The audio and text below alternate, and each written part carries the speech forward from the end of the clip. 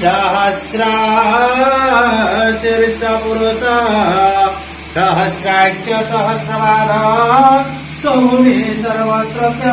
तिष्ठसाङ्गुलम् पुरुषैवतं सर्वज्ञानपदामृतम् यशसान जगन्नाथेरोहिते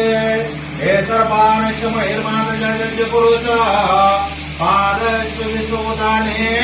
त्रिपादे मृतदेवे त्रिपादे वृद्धपुरुषपादश्च वत्मनो ततो विषमशानवे ततो विरागिरादिपुरुषञ्जातो अर्जुनजलमासा भूमिर्वथा पुरा तस्मज्ञातं सर्वभूतं संभूतमधुराजम् वसुताज्ञपाविनारायणनामश्चम तस्मज्ञातं रोचि सामान्यजज्ञेरे छन्दाभूषजज्ञेरे तस्मात्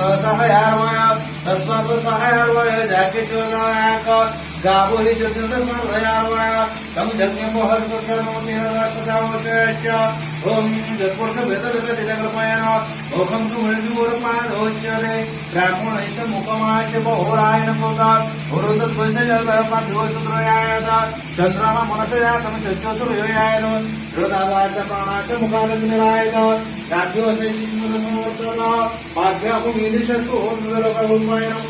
जत्पुरुषाभिषदेवयसमुद्मन वसन्तकृष्णेदेशदेवे सप्तस्यानि परदेशं त्रे सप्तसमिरकृता देवो जज्ञोपनाने पुरुषापोषो